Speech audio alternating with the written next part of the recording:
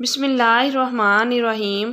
ایک گاؤں میں رات کے وقت نہر ٹوٹ گئی تو سب گاؤں والے بہت پریشان ہوئے، کیونکہ نہر ٹوٹنے کا مطلب یہ تھا کہ سارے کا سارا گاؤں ڈوب جاتا، فصلوں کا نقصان ہوتا اور لوگوں کے کچے پکے مکانات بھی پانی کی نظر ہو جاتے۔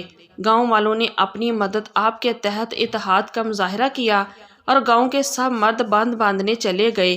پیچھے سے اس گاؤں میں ڈاکو داخل ہوئے جو کہ تعداد میں 15 سے 20 تھے اور وہاں کی تمام عورتوں کی عصمت دری کر دی۔ ایک خاتون ایسی تھی، جب اس کے گھر میں ایک ڈاکو داخل ہوا تو اس نے اپنا کمرہ اندر سے بند کر دیا، ساتھ ساتھ کمرے کی کھڑکیاں بھی بند کر دی۔ ہوس کے پجاری ڈاکو نے عورت کو کھڑکی میں جھانک کر دیکھ لیا تھا۔ وہ اس گاؤں کی سب سے حسین و جمیل عورت تھی اور ڈاکو اس عورت کو چھوئے بغیر واپس جانے کو تیار نہیں تھا۔ اس نے دروازہ توڑنے کی بہت کوشش کی مگر پھر بھی ناکام ہوا۔ آخر کار وہ چھت پر چڑھ گیا۔ چھت پر ڈاکو کے قدموں کی آواز وہ سن سکتی تھی۔ عورت کو معلوم نہیں تھا کہ وہ ڈاکو کیا کرنے جا رہا ہے اور اس کا کیا ارادہ ہے۔ چھت سے وہ ڈاکو کمرے کی روشن دان میں داخل ہوا۔ عورت کے پاس سوچنے کے لیے بہت کم وقت تھا کہ کیسے اپنی عزت کی حفاظت کرے۔ کافی دیر سوچنے کے بعد اس کے دماغ میں ایک ترکیب آئی۔ اس نے اپنی 6 سالہ بیٹی کی آنکھوں پر پٹی باندھی اور اپنے شوہر کی کلہاڑی دیوار سے اتاری۔ ڈاکو ابھی بھی روشن دان سے اندر آنے کی جدوجہد کر رہا تھا۔ وہ اس پوزیشن میں تھا کہ اس کا سر کمرے کے اندر اور دھڑ باہر تھا۔ عورت نے ہمت کی اور ڈاکو کے سر پر کلہاڑی کا وار کیا۔ تیز دھار کلہاڑی کی بدولت ڈاکو کا کام تمام ہو گیا۔ اس کا دھڑ کمرے سے باہر جبکہ سر کمرے کے اندر گرا۔ اس بہادر خاتون نے ڈاکو کو قتل کیا اور سر کاٹ دیا۔ واردات کے بعد جب تمام ڈاکو اس گاؤں سے چلے گئے تو تمام عورتیں اپنے پھٹے کپڑے سمیت گھروں سے باہر آئیں اور روتے ہوئے ایک دوسرے کو رد و داد بیان کرنے لگیں کہ ان کے ساتھ بہت بڑی زیادتی ہوئی ہے۔ اتنے میں وہ بہادر عورت اپنے گھر سے باہر نکلی۔ عورتوں نے دیکھا کہ اس کے گھر میں داخل ہونے والا ڈاکو کا سر اس نے ہاتھ میں اٹھا رکھا تھا اور نہایت غیرت خورداری کے ساتھ وہ ان کی طرف آنے لگی۔ اس خاتون نے بلند آواز میں کہا، کیا تم نے سوچ لیا تھا کہ وہ مجھے مارے بغیر میری عزت تار تار کر سکتا ہے؟ مجھے مننا تو قبول تھا مگر یہ برداشت نہیں کر سکتی کہ وہ ڈاکو میرے ایک بال کو بھی چھو لے۔ گاؤں کی عورتوں نے ایک دوسرے کی طرف دیکھا اور فیصلہ کیا کہ اسے قتل کر دیا جائے تاکہ ان کی عزت بچی رہے اور ان کے شوہر کام سے واپس آنے پر ان سے یہ نہ پوچھے کہ تم نے اس کی طرح مزاحمت کیوں نہ کی۔ اگر اس عورت نے ڈاکو کو جان سے مار دیا تو تم سب مل کر کسی ایک ڈاکو کا مقابلہ نہ کر سکی۔ پھر ان سب نے مل کر اس بہادر خاتون پر ایک ساتھ حملہ کیا اور بالآخر اسے قتل کرنے میں کامیاب ہو گئی۔ انہوں نے ذلت کو زندہ رکھنے کے لیے عزت کا قتل کر دیا، سچ کو دبانے کے لیے جھوٹ کا سہارا لیا۔ یہی حال آج ہمارے معاشرے کے چور، حرام خور، کرپٹ لوگوں کا ہے۔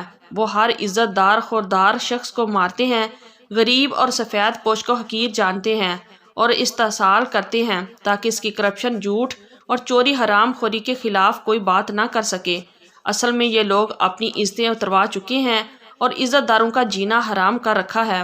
حشمت جلال الدین خان بتاتا ہے کہ میں اسلام آباد میں منی ایکسچینج کا کام کرتا ہوں۔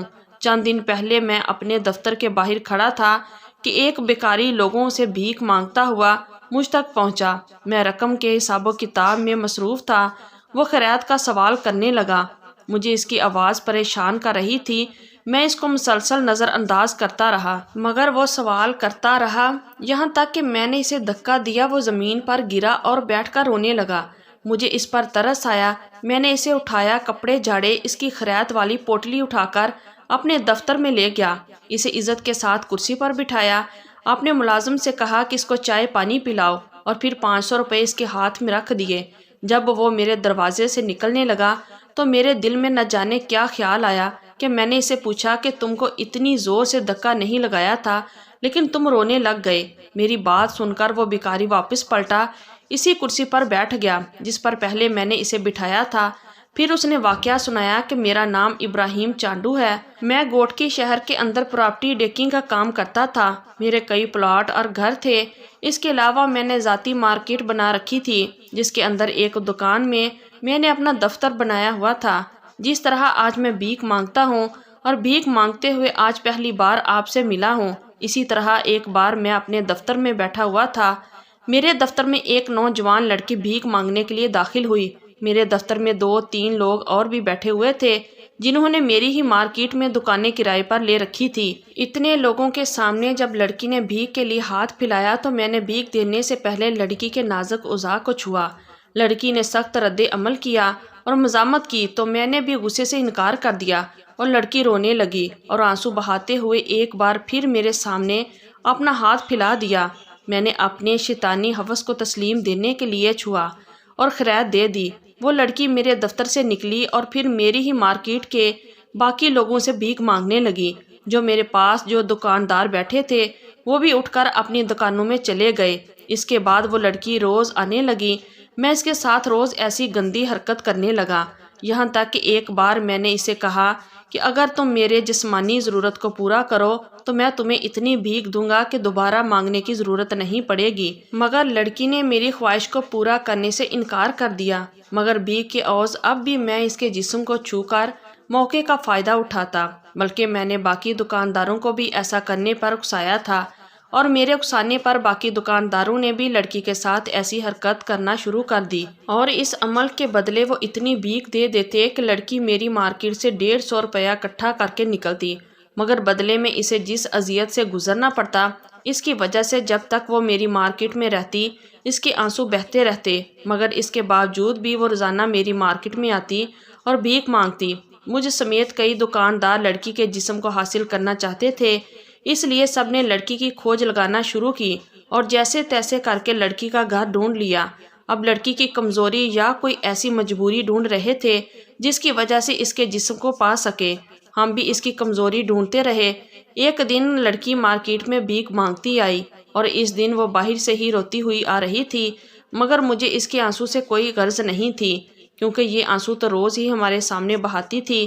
ہم نے اپنا مطلب پورا کرنے کے بعد روز مار کے معمول کے مطابق اس کو بھیک دے دیتے۔ اس دن اس نے 50 روپے زیادہ کا تقاضا کیا تو میں نے 50 روپے کے بدلے اس کو زیادہ دیر تک چھونے کا مطالبہ کیا۔ لڑکی نے میری بات مان لی اور ہاتھ سے جہاں تک ممکن تھا میں نے لڑکی کا استحصال کیا اور اسے 50 روپے زیادہ بھی دیے۔ اسی طرح آج اس نے ہر دکاندار سے 50 روپے زیادہ کا تقاضا کیا اور ہر دکاندار نے بدلے میں زیادہ دیر تک چھونے کا مطالبہ کیا۔ اس دن کے بعد لڑکی مڑ کر ہماری مارکیٹ میں بھیک مانگنے نہ آئی۔ جب ایک ہفتہ مسلسل گزر گیا تو مجھ سمیت سب ہوس کے پجاریوں نے لڑکی کے نہ آنے کی وجہ جاننے کی کوشش کی۔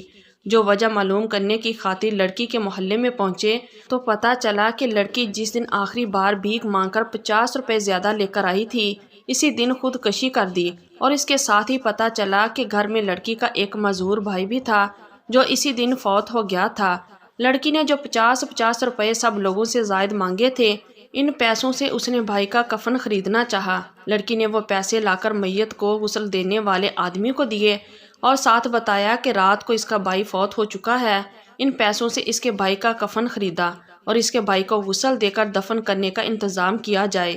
اس آدمی نے وہ پیسے لڑکی سے پکڑے اور ایک آدمی کو کہہ کر لڑکی کے بھائی کی موت کا اعلان کروایا اور خود کفن خریدنے کی خاطر بازار چلا گیا۔ اہل محلہ جب لڑکی کے بھائی کی موت کا سنا تو اس کے گھر پہنچے تو دیکھا کہ لڑکی گلے میں پھندا ڈالے چھت کے ساتھ جھول رہی تھی۔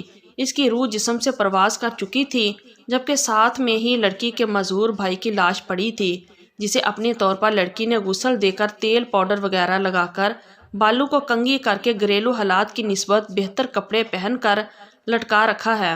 لڑکی کے بھائی کی لاش اکڑ چکی تھی، جس سے پتہ چلتا ہے کہ لڑکی کا بھائی بہت پہلے فوت ہو چکا تھا اور لڑکی نے اپنے تئیں اس سے غسل وغیرہ دے کر اس کے جسم کو صاف کر کے لٹایا تھا اور پھر بھیک مانگنے کے لیے باہر مارکیٹ گئی۔ آج مارکیٹ میں داخل ہوتے ہی لڑکی کی آنکھوں میں بہتے آنسو کی وجہ یقیناً اس کے گھر میں پڑی ہوئی اس کے معذور بھائی کی لاش تھی۔ یہی وجہ تھی کہ آج اس نے سب سے 50 روپے زیادہ مانگے تھے، اس کے بدلے زیادہ دیر تک شیطانی درندوں کی ہوس کا نشانہ بننا پڑا تھا۔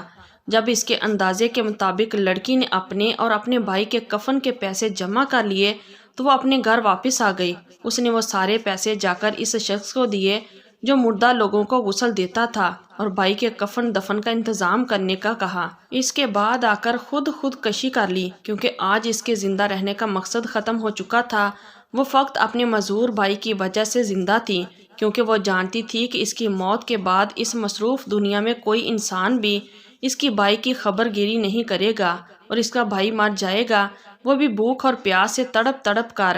لوگ بھی اس کے بھائی کے لیے کفن دفن کا انتظام تب کریں گے جب اس کی لاش سے تافن اٹھنے لگے گا۔ اپنے بھائی کا پیٹ بھرنے کی خاطر جس طرح کی اذیت کا سامنا کر کے وہ لڑکی بھیک مانگ لیتی تھی، یقیناً اس نے کئی بار اپنے بھائی کو اپنے ہاتھوں سے مارنے کا سوچا ہوگا تاکہ وہ دونوں بھائی اس ظالم دنیا سے چلے جائیں، مگر بھائیوں میں تو بہنوں کی جان بستی ہے، پھر چاہے وہ گنگا بہرا ہو یا معذور کیوں نہ ہو۔ بہنوں کے لیے اپنے بھائی کی جان لینا کہاں ممکن ہوتا ہے، اس لیے وہ چپ چاپ ہماری درندگی سہ لیتی اور گھر آنے سے پہلے اپنے آنسو پونچھ کر مسکراتی تاکہ اس کا بھائی اس پر بیتی قیامت اور ظلم کو جان نہ سکے، ورنہ کوئی بھی غیرت مند بھائی ایسا لقمہ پیٹ میں اتارنے سے بہتر بھوک سے مر جانا بہتر سمجھتا ہے، جس لقمے کے بدلے ان کی بہن کو مجھ جیسے درندے نوچتے ہوں۔ آج اس کا بھائی مر گیا تو لڑکی کے زندہ رہنے کی وجہ بھی ختم ہو گئی، اس لیے آج اس نے اپنے بھائی کا کفن دفن کا انتظام کرنے کے بعد خود کو بھی اس زندگی سے نجات دی۔ اس نے تو موت کو گلے لگا کر دنیا کے عذاب سے جان چھڑا لی، لیکن میرا عذاب شروع ہو گیا۔ جوا کھیلنے لگا اور جوئے میں اپنی ساری دولت ہار گیا، دولت جو میرے اللہ نے مجھے عطا کی اور اللہ کی راہ میں خرچ نہیں کرتا تھا، وہ دولت اپنے ہاتھوں سے میں نے ایک جواری کو دے دی۔